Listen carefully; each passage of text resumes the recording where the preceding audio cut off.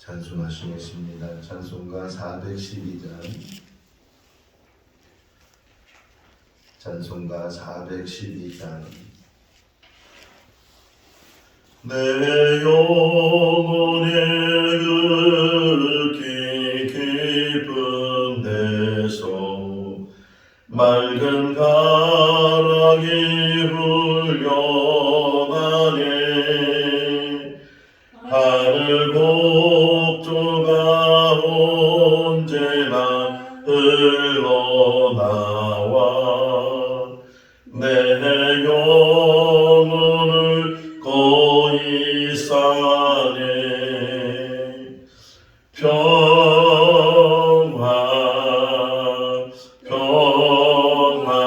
평화보다 하늘 위에서 내려오네.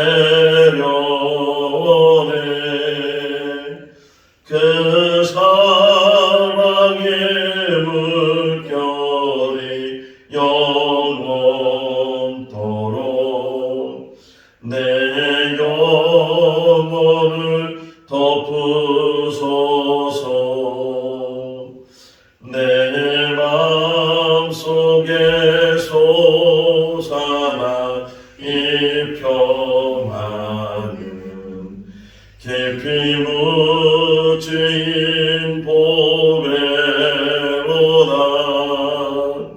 나의 보화를 캐내어 가져갈 자 그 아무도 없으리라.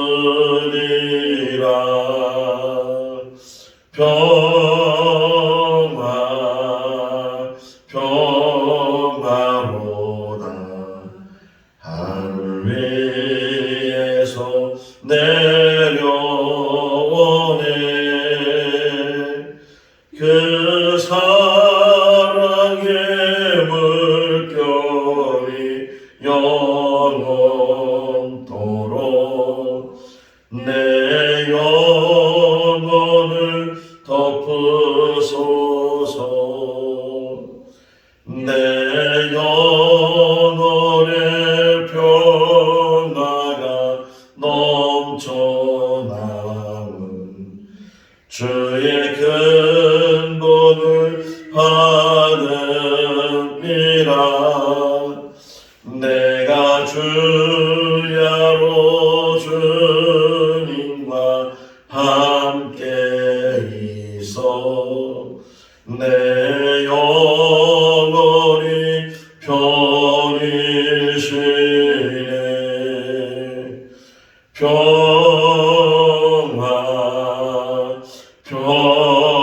평화로다 하늘 위에서 내려오네. 그 사랑의 물결이 영원토록 내 영혼을 덮으소서. 이 땅 위에 험한 길 가는 동안 참된 평화가 어디 있나. 우리 모두 다 예수를 친구 삼아 참 평화를 누리겠네.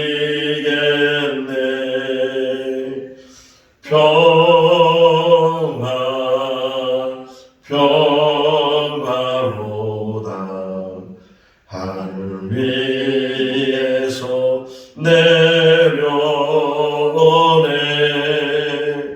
그 사랑의 물결이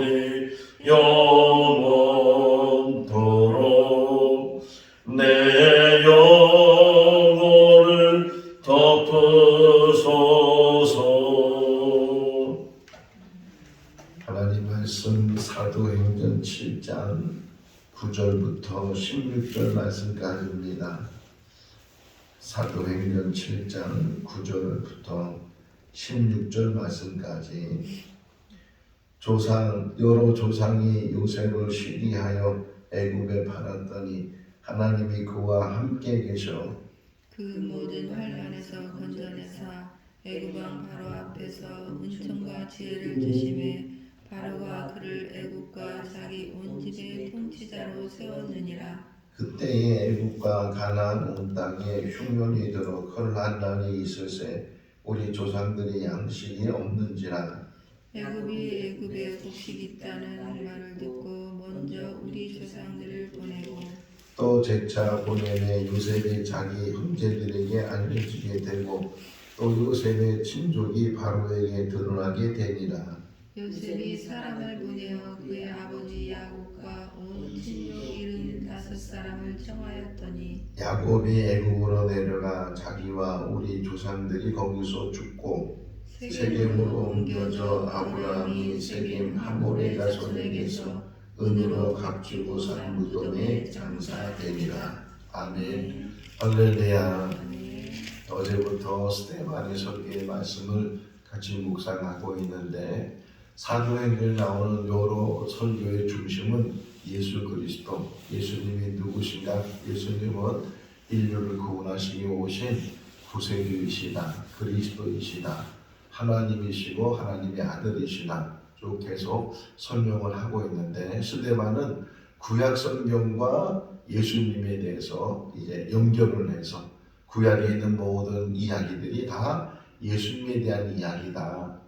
구약에 일어난 사건들, 또 구약에 등장하는 사람들, 특별히 스데반은 구약에 등장하는 사람들을 통해서 예수님이 누구신가? 마태복음에서도 1장에서 보면 예수님의 족보를 아브라함부터 시작을 해서 다윗 그리고 예수님에 대해서 연결하는 것처럼 스데반도 아브라함부터 시작해서 오늘 본문은 요셉이 그 가운데 이삭과 야곱이 있고 요셉이 이제 자기 일들이 다 끝나고 나면 이제 내일 보시면 말씀에는 400년이 지나면서 모세가 이제 태어나게 됐다. 그 모세를 통해서 하나님께서 이스라엘 백성들을 아브라함과 약속했던 창세기 15장에 나오는 헷불 언약이라고 하는데 하나님께서 아브라함에게 너의 후손들이 이제 이방에서 종살이를 하다가 400년이 지나면 다시 이곳에 와서 나를 섬기게 될 것이다. 이렇게 말씀하신 그 말씀을 이제 이루시려고 모세를 세우시고 모세를 통해서 이스라엘 백성들을 애굽에서 나오게 하시고 또 가나안 땅에 들어가게 하시고 그러면서 이제 여호수아가 땅을 정복하고 그 등장하는 인물이 다윗이 그 전에 뭐 여러 사람들이 있었는데 어쨌든 사사들도 다 이렇게 언급을 안 하고 그 다윗을 이제 예수님과 연결하는 그런 스데반의 설교를 우리가 볼 수가 있어요.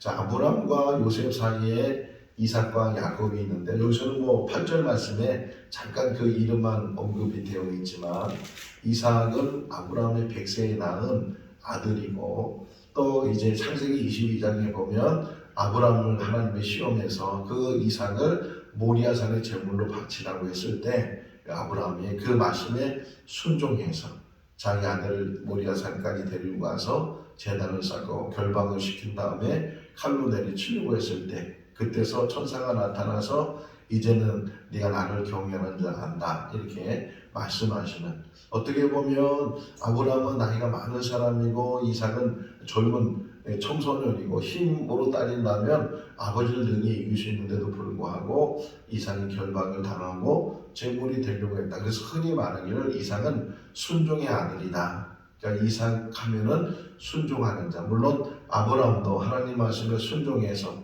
그 하란에 살다가 미지의 땅 이스라엘 가나안 땅으로 들어가야 되는 그런 모습을 보면서 우리가 믿음 생활할 때 가장 중요한 단어 중에 하나가 뭐냐? 순종이라는 거예요. 빌립보서 2장에서도 예수님께서 복종하셨다 그러죠. 더 나아가서는 복종하셨다. 죽기까지 복종하셨다. 그러는데 우리가 이 땅에 사는 날 동안 하나님 말씀을 잘 배우고 잘 깨닫고 그리고 그 말씀대로 순종하면 가장 중요한 것 중에 하나가 이스라엘 백성들이 애굽에서 나와서 시내산에 도착했을 때 얼마나 기진맥진하겠어요. 그런데도 불구하고 하나님께서 모세를 통해서 이스라엘 백성들에게 계명을 주셔요. 그 대표적인 것이 10계명이죠. 10가지 계명. 마음에 다른 신을 두지 말아야 되고, 우상을 섬기지 말아야 되고, 내 이름을 망령되이 읽지 말아야 되고, 안식일을 거룩히 잘 지키고, 부모를 공경하고, 살인하지 말고, 간음하지 말고, 도둑질하지 말고, 또 남의 것을 탐하지 말라고 이제 계속 말씀하고 있는 그 10가지 계명을 잘 지키도록 이제 하나님께서 이스라엘 백성에 주신 것처럼 오늘날도 마찬가지. 10계명은 구약 성경, 구약에 있는 이스라엘 백성에 주신 계명이 아니고 지금도 우리에게 지키라고 주신 계명인데, 이 계명을 더 함축시킨 것이 예수님의 새 계명이에요. 그러니까 10가지 계명을 제친 것이 아니고 그것을 더 잘하도록 말씀했는데, 그것이 너희는 서로 사랑해라.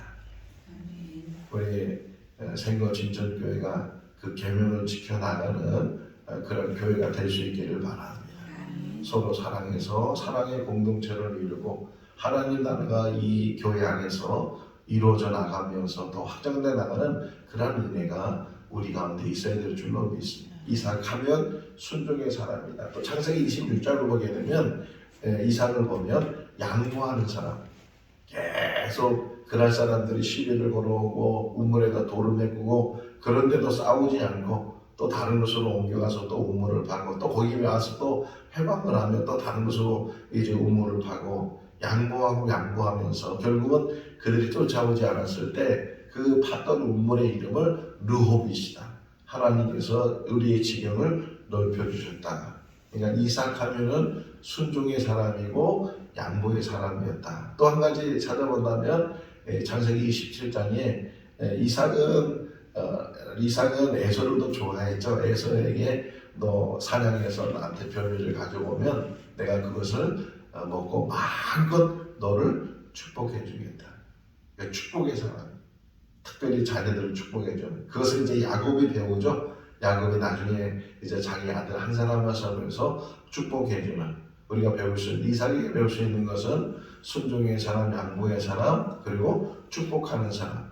그게 이삭의 모습이고, 또 야곱은 쌍둥이 동생으로 태어났는데 그 욕심이 얼마나 대단한지 태어나면서부터 앞에 나가는 형의 발목을 잡았다. 야곱이란 말이 발목을 잡다 그런 말인데 발목을 잡을 정도로 나중에는 장자의 명분까지도 사고 또 형이 받아야 될 그 장자의 축복을 엄마 리브와 더불어서 이삭을 속여서 그 축복을 받게 돼. 그것 때문에 또 저 멀리 있는 하란에 있는 삼촌 라반의 집으로 도망을 가게 되고 또 거기 가보니까 라반에게는 두 딸이 있었는데 그 중에 둘째 딸 라헬을 이 야곱이 좋아하게 되고 그 라헬 때문에 14년 동안 종살이를 하면서 두 여인을 아내로 얻게 되고 또 두 여인뿐만 아니라 그 두 딸이 데리고 있었던 그 여종들을 다 자기 아내로 해서 결국은 아내가 4명이 되고 아들을 낳는데 결국은 베냐민까지 12아들을 낳게 됐고 그 11번째 아들이 자기가 사랑했던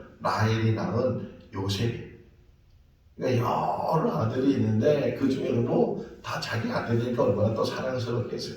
그럼에도 불구하고 유독 그 라헬이 낳은 그 아들 요셉을 더 사랑을 하게 되고 더 품게 되고 그러다 보니까 이 요셉이 이 아버지의 사랑을 독차지하게 되고 기고만장한 거죠. 형들이 또 잘못한 일 있으면 가서 고자질하고 막 그런 일을 요셉이 하게 되고 그러는 가운데 또 요셉이 꿈을 꿨는데 그 꿈 이야기를 아버지하고 형들에게 해주니까 이 형들이 더 이제 심해져 화가 너무 치밀게 되고 시기하게 되고 어떻게 우리가 너한테 절을 하고 너를 이제 우리가 섬기겠느냐 이제 그런 분한 마음을 또 갖게 되는 그런 이야기 속에서 어느 날 아버지의 심부름으로 요셉이 형들을 찾아갔다가 도단이라고 해서 형들에게 붙잡히게 되고 결국은 팔려가게 되는 그런 이야기를 창세기 37장에서 우리가 보게 되는 그 이야기를 함축시켜놨어요. 구절 한번 읽어볼까요? 여러 조상이 요셉을 시기하여 애굽에 팔았더니 하나님이 그 아들과 함께 계셔.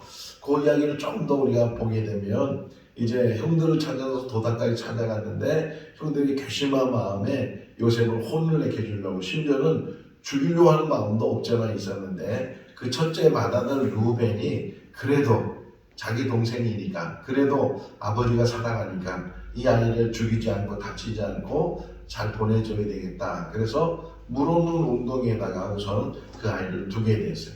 그러나 잠시 루벤이 그 자리를 떠나 있는 동안에 상인이 지나갔을 때 넷째 아들 유다가 야 우리 동생인데 이 동생을 죽일 필요가 있겠느냐, 저 상인들한테 팔아버리자, 보내버리자. 그래가지고서 은 20을 받고 그 요셉을 그 상인들은 애국으로 가는 상인이었어요.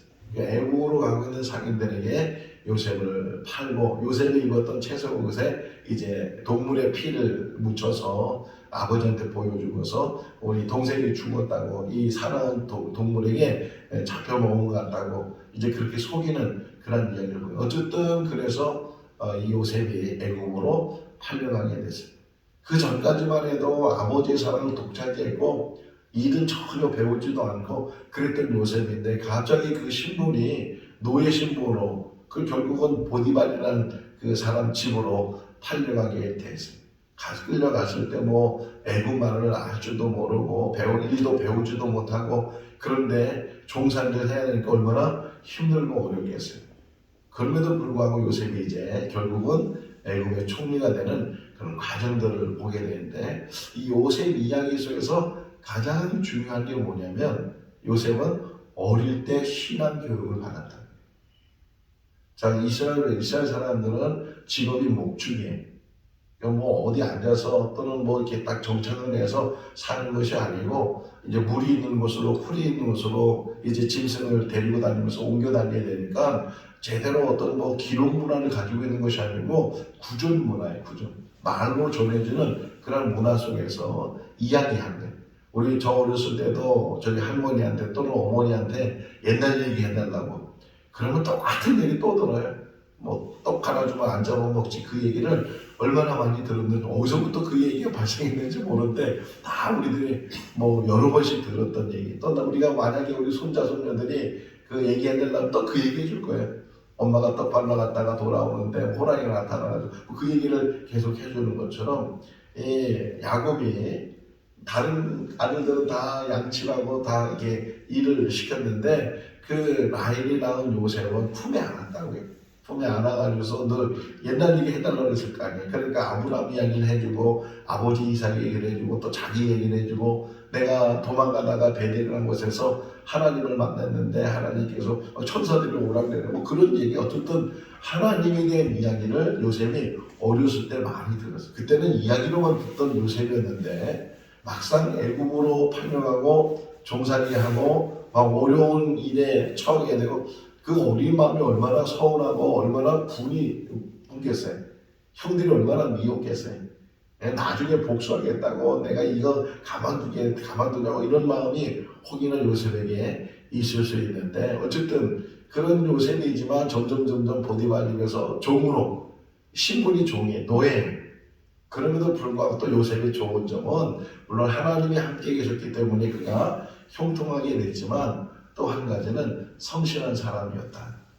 결국 보디발이 보니까 이 요셉을 이제 세워도 되겠다, 책임져줘도 되겠다. 그래서 가정의 총무가 돼서 요셉이 그나마 노예 신분이지만 그래도 좀 그 안에서는 자유를 갖게 되고 살만하게 됐는데, 거기서 좀 이렇게 편안하면 좋은데 또 보디발의 아내가 유혹을 하게 되고 그런 유혹 때문에 감옥에 갇히게 되고, 좀 살만하다, 이제 좀 편안하다, 그러면 이제 인생이 이제 행복해질 것 같은데 또 생각지 않은 일들이 일어나는, 인생은 파란만장한 것 같아. 그 삶 속에서 이 정도면 뭐 이제는 안전해, 나 돈도 모으고 지위도 없고 이제 이 정도면 나는 살만해. 그런데 또 이상한 일들이 일어나게 되고 질병이 생기게 되고 뭐 여러 가지 문제 속에 또 시련을 당하게 되고, 오늘 우리 찬송 부른 것처럼 하늘이 주시는 평안이 있어야 될 줄은 믿습니다. 세상의 환경이나 세상의 조건이나 뭐 돈이 우리를 행복하게 해주고 어떤 자리가 우리를 행복해 해주고, 그 돈도요 다 날개가 있어요. 돈이라는 의미가 뭐야? 돌고 돈다고, 있다가도 없고 없다가도 있고 하는 게 돈인데, 돈이 우리를 행복하게 하는 것이 아니고 어떤 위치가, 어떤 자리가, 어떤 뭐 벼슬이 우리를 행복한 게 아니고 하나님이 계시기 때문에, 하나님이 주시는 평안 때문에 우리가 행복하게 될 줄로 믿습니다. 그 이야기를 또 해주잖아요. 9절 보시면 그 형제들이 요셉을 시기해서 팔았는데 하나님이 그와 함께 계셨다. 그래서 10절 읽어볼까요? 그 모든 환난에서 건져내사 애굽 왕 바로 앞에서 은총과 지혜를 주시니 바로가 그를 애굽과 자기 온 집의 통치자로 세웠느니라. 자, 결국은 요셉이 바로를 만나게 돼요. 그런데 요셉이 바로를 직접 만날 수 있는 것이 아니고 그 가운데 중간에 다리를 놓는 사람이 있었어요. 그 다리를 놓는 사람이 바로 바로 왕의 술 맡은 관원. 어느 날 요셉이 감옥에 갇혀 있는데 두 관원이 그 감옥 안에 들어왔어요. 한 사람은 술 맡은 관원이고 한 사람은 떡 맡은 관원이에요. 어떻게 돌았는지는 뭐 자세히 설명되어 있지 않지만 바로에 의해서 그들이 벌을 받는 거예요. 그런데 이 두 사람이 꿈을 꿨어요. 꿈을 꿨는데 그 꿈이 무슨 뜻인지는 모르는 가운데 요셉이 그들에게 물었고 그 꿈에 대해서 해석을 해줬어요. 술 맡은 관원은 3일 만에 살아나게 될 것이고 떡 맡은 관원은 3일 만에 죽게 될 것이다. 그 3일이 바로 이 바로의 생일이었어요. 그래서 정말 술 맡은 요셉의 그 꿈 해몽대로 술 맡은 사람은 복직이 되고 떡 맡은 사람은 이제 죽게 되는, 그러면서 요셉이 부탁을 했거든요. 술 맡은 사람에게 당신 풀려나게 되면 바로 왕한테 좀 얘기를 해서 나를 좀 보내달라고, 집으로 돌아갈 수 있도록, 나는 히브리 사람이라고, 나는 아무 죄가 없다고, 이렇게 감옥에 갇힐 만한 사람이 아니라고 좀 보내달라고 얘기 좀 해달라고. 그런데 그 술 맡은 사람이 그때는 그렇게 하겠다고 약속을 했는데 막상 나가니까 잃어버린 거예요. 그러면서 성경에 보면 표현이 2년이 지났다. 만 2년이 지난 후에 이렇게 나와요. 그러니까 술 맡은 사람의 그 해몽을 해줘서 그가 나가게 됐지만 사람은 금방 잃어버린다는 거예요. 도움을 줄 것 같고 저 사람만 내가 의지하면, 저 사람만 내가 따르면 나한테 도움이 되겠지 하지만 언제든지 그 사람은 배신하게 되고 등 돌리게 되고 외면하게 된다. 우리가 바라볼 수 있는 것은, 우리가 의지할 수 있는 것은 하나님밖에 없어요. 그래서 2년이 지나서 다 잃어버렸어요. 요셉도 이제 포기했어요. 원래 그 술 맡은 관원이 나갔을 때는 기대했을 거 아니에요. 이제 얼마 있으면 나 나가게 될 것이다. 저분이 이제 왕에게 얘기해서 내가 풀려날, 그런 기대 속에서 하루를 지내고 한 달을 지내고 1년을 지내고 그러다 보니까 이제 포기하게 되고 이제는 다 체념하고 있을 때, 근데 하나님은 계속 일을 하신다는 거예요. 바로가 꿈을 꿨는데, 2번씩이나 꿈을 꿨는데 그 꿈의 의미를 모르는 거예요. 해석이 안 되는 거예요. 신하들을 불러다가 내가 이런 꿈을 꿨는데 이 뜻이 뭐냐, 근데 아무도 그것을 해석하지 못하고 있어요. 그랬을 때 술 맡은 관원이 그때 요셉을 생각한 거예요. 다시금 왕이요, 제가 왕으로 인해서 감옥에 갇혔을 때 내가 꿈을 꿨는데 그 꿈을 해석해 준 청년이 있습니다. 그 청년이면 분명히 왕의 꿈을 해석할 수 있을 것입니다. 그래서 바로가 그 요셉을 불러서 결국 요셉이 바로 앞에 서게 되고 그 바로의 꿈을 해몽을 해서 이제 7년 동안은 풍년이 들고 7년 동안은 기근이 들게 되는데 아주 심한, 뭐 정말 심한 기근이 들어서, 그래서 이 풍년 들었을 때 곡식을 모아두면 그 기근을 해결할 수 있는데 그러지 못하면 그 기근에 다 죽게 됩니다. 지혜로운 사람을 뽑아서, 그래서 칭년 풀면이 됐을 때 잘 그것을 이제 거둬들이고 보관할 수 있도록 그렇게 하시면 될 것 같습니다. 그 말에 이제 바로가 바로 네가 그 일을 해라. 그래서 그 요셉이 그 자리에서 총리가 됐는데 30살. 30살에 그 대제국의 총리가 될 수 있어요. 어떻게 보면은 험한 길이잖아요. 팔려가기도 하고 노예로 살기도 하고 심지어는 감옥에 갇히기도 하고, 그런데 나중에 돌아보니까 그것이 제일 빠른 길이었고 제일 높은 자리에 올라가는 길이었어요. 우리 인생도 마찬가지. 정말 왜 이렇게 나는 남들보다 더 힘들고 어렵고 왜 안 되고 왜 이렇게 실패하고, 그렇게 한탄할 수도 있고 원망할 수도 있고 자기의 삶 속에서 안 된다고 이렇게 자기 가슴을 칠 때도 있지만 나중에 돌이켜보면 그 모든 것이 하나님의 은혜인 줄로 믿습니다. 제가 이 자리에 서 있는 것도 돌고 돌고 도는 그런 인생 속에서 하나님께서 세우시는 줄로 믿습니다. 생거 진천교회가 세워진 것도 그렇고 우리를 부르신 것도 그렇고 그 모든 것들이 하나님이 요셉을 붙들어 주시고 그래서 중요한 단어가 뭐냐면요. 요셉과 함께 하셨다는 거예요. 하나님 우리와 함께 하신 줄로 믿습니다. 마태복음 1장 23절 말씀을 보게 되면 예수님의 탄생에 대해서 예수님이 태어나시게 되면 그 이름이 예수일 뿐만 아니라 그의 이름은 임마누엘이다. 처녀가 아기를 낳을 때 그 아기의 이름이 임마누엘. 임마누엘 뜻이 하나님 우리와 함께 계시다. 하나님 우리와 함께 계시는 줄로 믿습니다. 영원토록 함께 계시는 줄로 믿습니다. 이 땅에 살날 동안에도 하나님 우리와 함께 계시고 이 땅의 모든 삶을 마치고 하나님의 부르심을 받을 때도 하나님의 예비하신 영원한 하나님 나라에서 영원히 하나님과 함께 하는 줄로 믿습니다. 그런 축복이 우리 가운데 있게 된다는 것을 우리에게 보여주고 있어요. 자, 기근이 들었어요. 그래서 그 형제들이 애국까지 곡식을 사러 왔다가 두 번째 올 때는 요셉이 그랬죠. 자기 동생 베냐민을 데리고 오지 않으면 너희들은 간첩이다. 너희들은 첩자다. 그래가지고서 결국은 두 번째 올 때는 베냐민을 데려오게 되고 또 베냐민 그 자루에다가 요셉이 은잔을 집어넣다가 그들 다시 붙들어오고 결국은 내가 요셉입니다. 이렇게 요셉이 자기 정체를 드러내게 됐을 때 요셉이 하는 말이 중요한 말이 있어요. 내가 요셉입니다. 그랬을 때 그 형들이 얼마나 놀랐겠어요. 막 얼마나 위태로웠겠어요. 아니 우리가 죽이려고 했던 우리가 노예로 팔아버린 상인에게 팔아버린 그 동생 요셉이 살아있단 말이야. 살아있을 뿐만 아니라 애굽의 총리가 됐단 말이야. 우린 죽었다. 그런 생각을 이 형들이 혹이나 할 수 있는데 그때 아주 중요한 말을 요셉이 하죠. 나를 이곳에 보낸 것은 당신들이 아니고 형들이 아니고 하나님이 보내셨어요. 큰 구원을 이루시려고 당신의 생명을 나와 당신의 생명을 살리시기 위해서. 할렐루야. 사람이 한 것 같지만 사람이 한 것이 아니고 하나님이 하셨어요.